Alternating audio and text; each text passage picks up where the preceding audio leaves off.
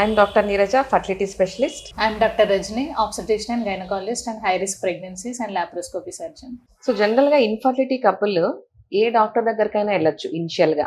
So వాళ్ళకి దగ్గరగా ఉండే డాక్టర్ మేబీ ఆర్ఎంపీ అయి ఉండొచ్చు, ఎంబీబీఎస్ అయి ఉండొచ్చు, ఆబ్స్టిషియన్ అయి ఉండొచ్చు, ఫర్టిలిటీ స్పెషలిస్ట్. సో వాళ్ళకి ఏదైనా ఫ్యామిలీ డాక్టర్ ఉండి లేదు ఎవరికైనా కన్సీవ్ అయ్యి వాళ్ళు రెఫర్ చేసినప్పుడు ఎవరి దగ్గరకైనా వెళ్ళొచ్చు. సో ఒకవేళ జనరల్ ఆబ్స్టిషియన్ గైనక్ దగ్గరికి వెళ్తే వాళ్ళు ఎలా డీల్ చేస్తారు, సో వాళ్ళు ఎంతవరకు ట్రీట్మెంట్ ఇవ్వగలరు మేడం వర్డ్స్లో తెలుసుకుందాం. చెప్పండి రజని.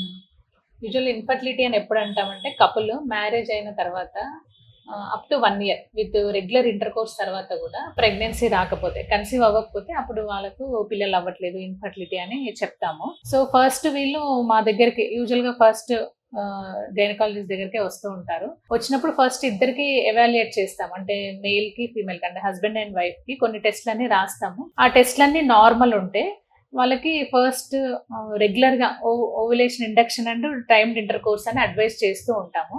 ఓవులేషన్ ఇండక్షన్ అంటే ఫస్ట్ ఎగ్ పెరగడానికి మెడిసిన్స్ ఇస్తూ ఉంటాము. ఈ మెడిసిన్స్ ఇచ్చేసి దానికి వాళ్ళు రెస్పాండ్ అవుతున్నారా లేదా, ఎగ్ పెరుగుతుందా లేదా, సరిగ్గా రిలీజ్ అవుతుందా లేదా అని చూసి ఆ రిలీజ్ అయిన టైంలో ఇద్దరిని ఇంటర్ కోర్స్ చేయాలి, కలిసి ఉండాలని చెప్తాము. సో అలా ఒక 3 months ట్రై చేస్తాము.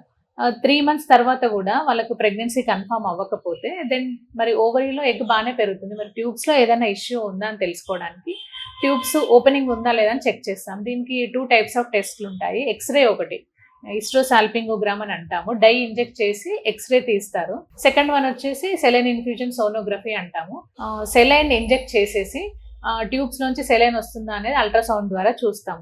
ఇలా ట్యూబ్స్ బాగుంటే వాళ్ళకి ఇంకొక 2 to 3 months మెడిసిన్స్ ఇచ్చి ట్రై చేస్తాము. అయినా కూడా ప్రెగ్నెన్సీ రాకపోతే దెన్ వాళ్ళకి ఐయుఐ అని అడ్వైస్ చేస్తాం. ఐయుఐ అంటే ఇంట్రా యూట్రైన్ ఇన్సెమినేషన్. ఈ ఐయుఐ ఎందుకంటే ఏమైనా సర్విక్స్ లో ప్రాబ్లం ఉందా, మరి ట్యూబ్స్ బాగానే ఉన్నాయి, ఓవరీస్ బాగానే ఉన్నాయి, సర్విక్స్ ని బైపాస్ చేయడానికి ఐయుఐ అనేది అడ్వైస్ చేస్తాం.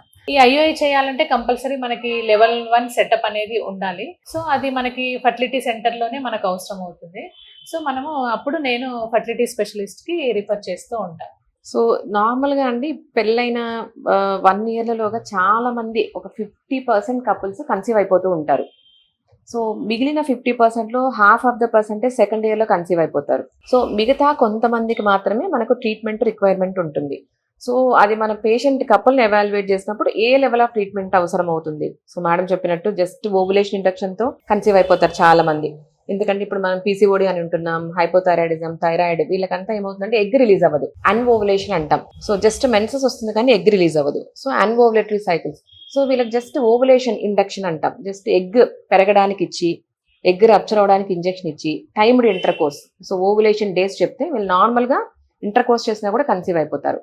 సో దీంతో కన్సీవ్ అవ్వలేదంటే నెక్స్ట్ మనం ఐయుఐ ప్లాన్ చేస్తాం. ఇంకొంచెము పెద్ద ట్రీట్మెంట్ లాగా మనం ఇంట్రాయూట్రైన్ ఇన్సెమినేషన్ అడ్వైస్ చేస్తూ ఉంటాం. సో దీంట్లో మనము సేమ్ ఓవులేషన్ ఇండక్షన్ డ్రగ్స్ ఇవ్వడము అండ్ ఫాలిక్యులర్ స్టడీస్ చేయడము. సో డామినెంట్ ఫాలికల్ ఎగ్ వచ్చిన తర్వాత ట్రిగ్గర్ ఇంజెక్షన్ అంటాం. సో ఎగ్ రప్చర్ అయిన తర్వాత పేషెంట్ సెమన్ శాంపుల్ తీసుకొని మనం ల్యాబ్ లో ప్యూరిఫై చేస్తాం అనమాట. సో ఆండ్రాలజీ ల్యాబ్ లో ప్యూరిఫై చేసి పేషెంట్ గర్భసంచిలో మనం ఆ సెమన్ రిలీజ్ చేయడం జరుగుతుంది. సో నార్మల్ గా మనం ovulation induction normal timed inter course లో 10% సక్సెస్ ఉంటుంది కన్సీవ్ అయ్యే ఛాన్సెస్. మనం ఐయుఐ ద్వారా ఎప్పుడు కానీ ఇవి 2 to 3 months successive IUIs, cumulative pregnancy rate అంటాం. సో ఏదైనా ట్రీట్మెంట్ ఒక 3 months కానీ 4 months కంటిన్యూ తీసుకోవాలన్నమాట. వెంటనే 1 month తీసుకొని అవ్వలేదు అప్పుడు డాక్టర్ని చేంజ్ చేయడము అలా అంతా చేయకూడదు, మధ్యలో బ్రేక్ రావడం అలా అంతా చేయకూడదు. సో 3 months ట్రీట్మెంట్ తీసుకొని క్యుములేటివ్ ప్రెగ్నెన్సీ రేట్ అంటాం. సో ఐయుఐలో మనం 15 to 20% సక్సెస్ చూస్తుంటాం. ఒకవేళ ఆ 3-4 ఐయుఐస్ లో కూడా ప్రెగ్నెన్సీ రాలేదు అంటే అప్పుడు డిపెండ్స్ పేషెంట్ మనం మళ్ళీ కౌన్సిలింగ్, డీటెయిల్డ్ కౌన్సిలింగ్ చూస్తాం ఎందుకు రావట్లేదు. సో దీనికి మనం లాప్రోస్కోపీ, హిస్టోస్కోపీ అడ్వైస్ చేయడం జరుగుతుంది. ఇంకేదన్నా ప్రాబ్లమ్స్ ఏదన్నా అన్డిటెక్టెడ్ ఉంటే మనకి లాప్రో హిస్టోస్కోపీలో కొన్ని మనం బయటపడతాయి అన్నమాట. సో అలాంటివి ఏదన్నా ఉంటే దాని ద్వారా మనం తెలుసుకోవచ్చు. లాప్రోస్కోపీ, హిస్టోస్కోపీ అయిన తర్వాత కూడా ఒకవేళ అన్ని నార్మల్ ఉన్నాయి అప్పుడు మనం ఐవీఎఫ్ పేషెంట్ ని అడ్వైస్ చేయడం జరుగుతుంది.